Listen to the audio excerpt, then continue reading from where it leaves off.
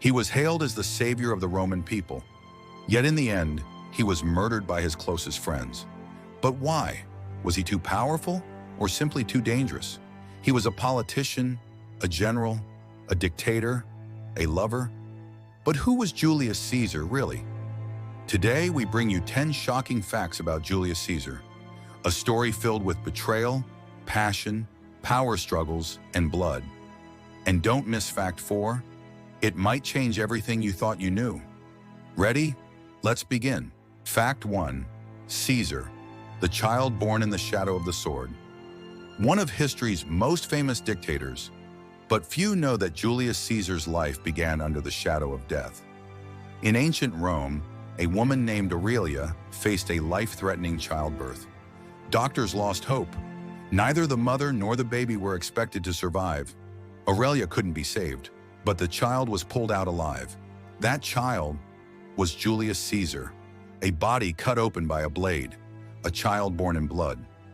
It wasn't just a medical emergency, it felt like fate, as if the gods already knew this boy's destiny would be carved by the sword. He was a weak baby, prone to illness, but within him burned an unstoppable force. No one could imagine that this fragile child would grow to become a conqueror, a ruler, and the victim of the greatest betrayal in Roman history. From the moment of his birth, Rome was never the same again. Fact 2. Brutus might have been his son. Now imagine this. What if the man who murdered you was your own son? Historians have debated this for years. Could Julius Caesar and his assassin, Brutus, have shared more than just politics, but blood? Caesar had a long and secret relationship with a powerful Roman woman named Servilia. Here's the twist. Servilia was Brutus's mother.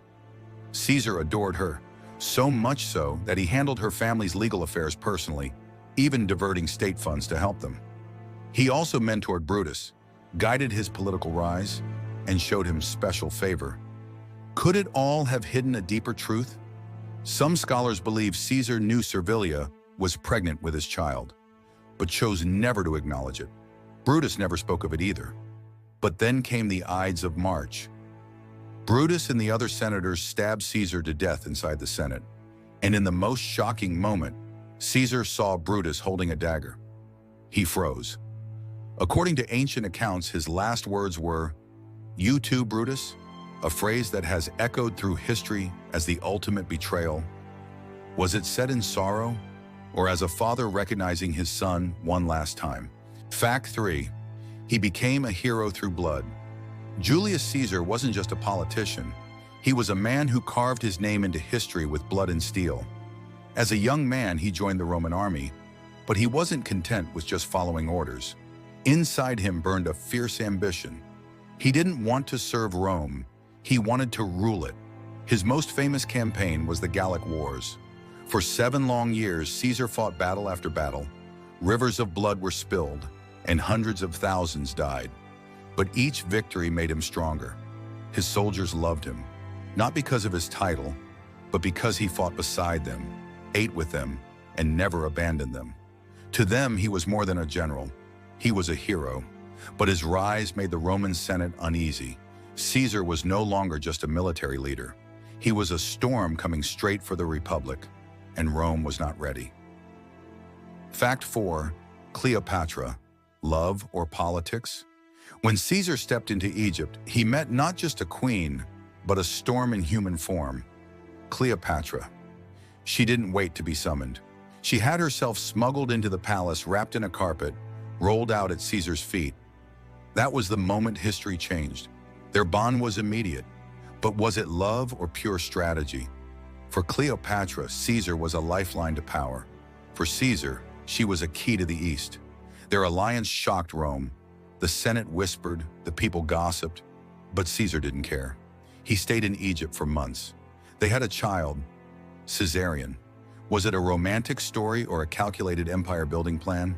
Maybe both. But one thing is clear. While Cleopatra lived to fight another day, Caesar's dreams died with him on the Senate floor. Fact 5. He never called himself king. But Rome was a republic built on hatred for kings. For centuries, the word king itself was cursed. But Caesar rose to a power so great, he stood just one step away from the throne. Still, he never called himself king. In fact, when someone dared to call him that in public, Caesar had the man executed on the spot. The Roman people don't want a king, he said, yet everything he did looked like a king's actions. He was declared dictator for life. His face appeared on coins. He sat on a golden throne before the Senate. Even his closest friends had to stand in his presence. To the defenders of the Republic, this was terrifying. If we don't stop him now, they said, tomorrow Rome becomes an empire. And in the end, their fear brought Caesar down. He never wore the crown, but because he lived like a king, they killed him like one. Fact 6. He didn't pray to gods. He reached for the stars. In ancient Rome, everyone prayed to some god. But Caesar, he aimed higher. Legend says that the night he was born, a bright star lit up the sky. Years later, that star became more than a story. It became a symbol. Caesar claimed that his bloodline came from Venus, the goddess of love and beauty. According to myth, his ancestor was Aeneas, the Trojan hero who survived the fall of Troy, and son of Venus herself. What did that mean? Caesar wanted the world to believe, I'm not just a general. I carry the blood of gods. His statues showed him with a crown of light, divine and untouchable. For the first time in Roman history, a man was called godlike while still alive. But this wasn't just politics. It was psychological warfare. He was sending a message to his enemies and to the people. Kill me? That's like killing a god. And gods always take revenge. Fact 7. Caesar, the leader who won even at his weakest.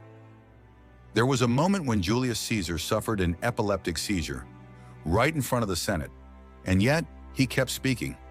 Yes, historians say Caesar had sudden epileptic fits from time to time, but he never let the public see that as weakness. In fact, he turned his weaknesses into weapons.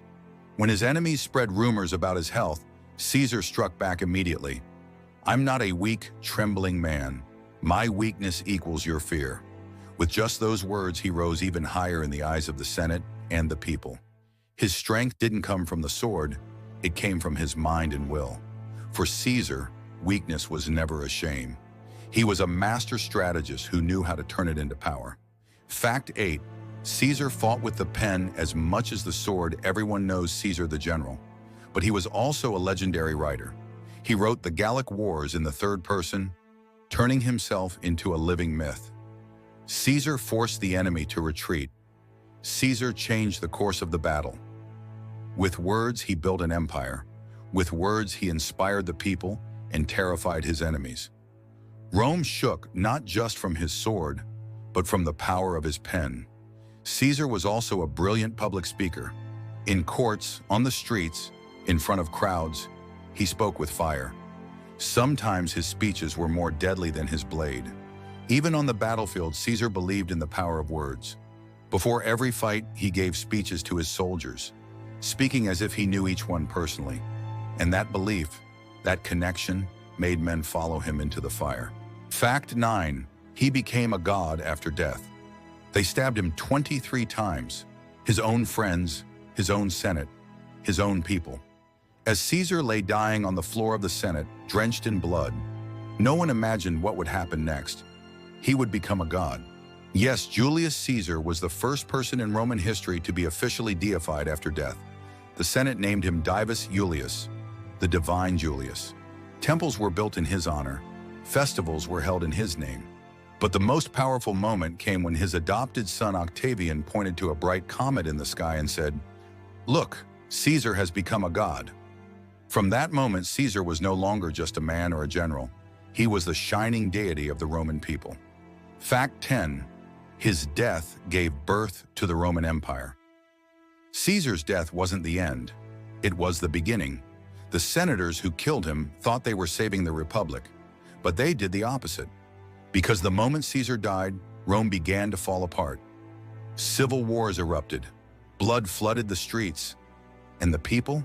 They missed Caesar. They longed for his strength, his order, even his dictatorship. And in that chaos, his adopted son Octavian rose up. He followed Caesar's path, and finally, he created the Roman Empire. He called himself the first emperor, Augustus. So yes, Caesar never called himself emperor, but with his death, the empire was born. This wasn't just the end of a man, it was the transformation of an entire world. Caesar was gone, but his shadow ruled Rome for centuries. His body fell, but his legend rose to the stars. And now I ask you, in a life filled with power and betrayal, what did Caesar truly gain? Tell me in the comments. I want to hear what you think. And if you like this video, hit the like button, subscribe, and ring the bell. Because history is calling you again.